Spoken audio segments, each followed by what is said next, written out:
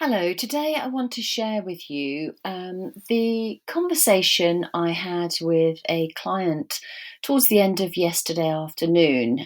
We had our session just after school, and I asked her what she'd like to change in her life, what would make things much better for her, easier for her, make her happier.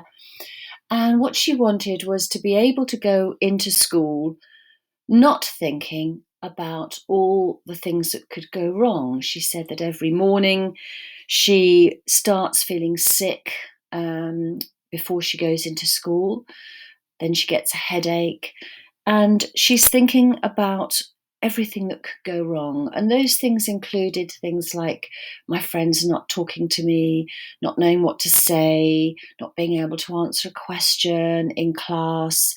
Um, Being judged, other girls looking at her and thinking she looked horrible, that her legs were too fat, or that she looked ugly. She had a very poor opinion of herself.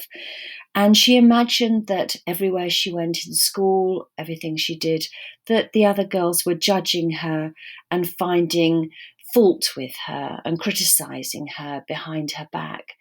And that made her feel really sick in the morning. So, what I did was ask her about what she'd like to see. We talked a bit about whether she was visual, auditory, or kinesthetic. Visual is when you notice what you see, auditory, what you hear, and kinesthetic, what you feel or do. And she said she was very visual, and she said she liked art and colour and things like that. And so I asked her to sort of paint a picture for me as to a good day. What would a good day look like? So she talked about sort of seeing her friends with her, laughing, talking. She named her friends, she described them. So she was painting a vivid picture of what she wanted to be able to see. But every so often, into that description would come something she didn't want to see, or somebody who wasn't quite the friend that she would like. She started talking about lessons. Good lessons were important to her. So what is a good lesson? And I noticed that she had what we call quite a big chunk pattern, quite vague, laughing and talking with my friends, good lessons. Those are all quite big chunk, which means it's quite difficult to be specific and to hone in on that thing that you want to see that's going to be an example of something good.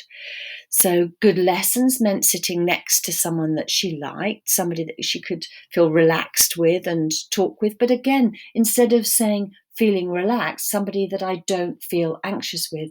So everything was couched in what in NLP terms we call away from thinking.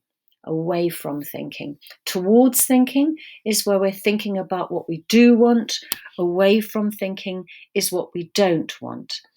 So I spoke to her about whether that also affected things at home and whether this was a pattern that was just at school or could it be anywhere.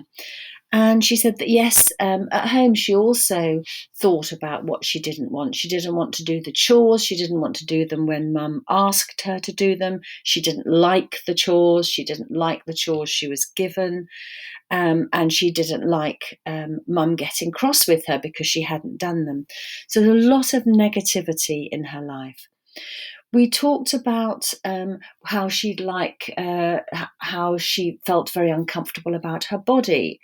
And I asked her, what do you like about your body? Again, looking for the positive. And she said nothing. And I said, okay, let's just go through bit by bit, working down.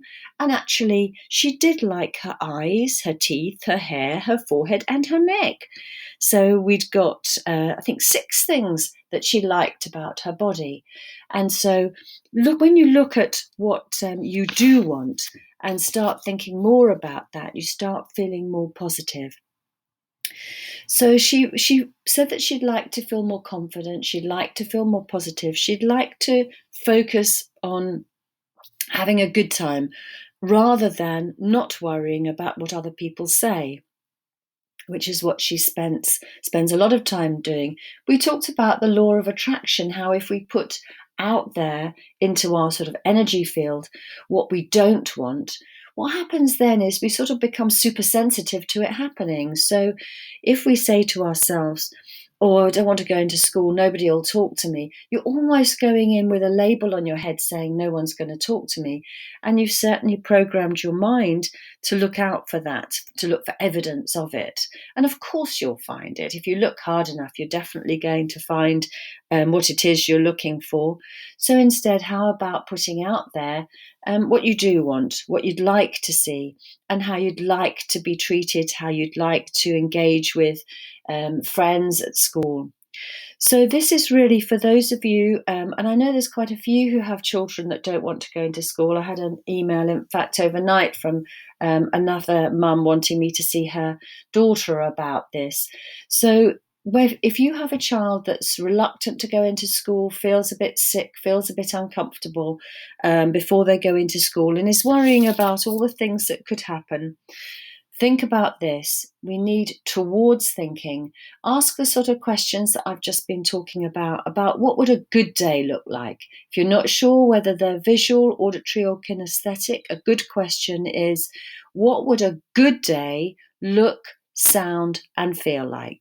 Tell me about a good day. Imagine a good day. What would a good day be like? Talk it through, describe it, paint it, draw it. Um, right from the beginning of the day through all the lessons through to the end of the day. Because as you do that, as your child does that, what they're doing is reprogramming their neural pathways to think differently. Obviously, it's going to take more than one occasion to do that, but get them in the habit each morning. What are you looking forward to today? So they say nothing, maybe. Okay, just I want you to think of one thing, and then the next day, two things. Build up gradually. And in fact, we did some tapping on the sick feeling, which is difficult to go through on a podcast. But there's plenty of pictures and videos, rather, of tapping on my YouTube channel and in my Facebook group, Time to Tap.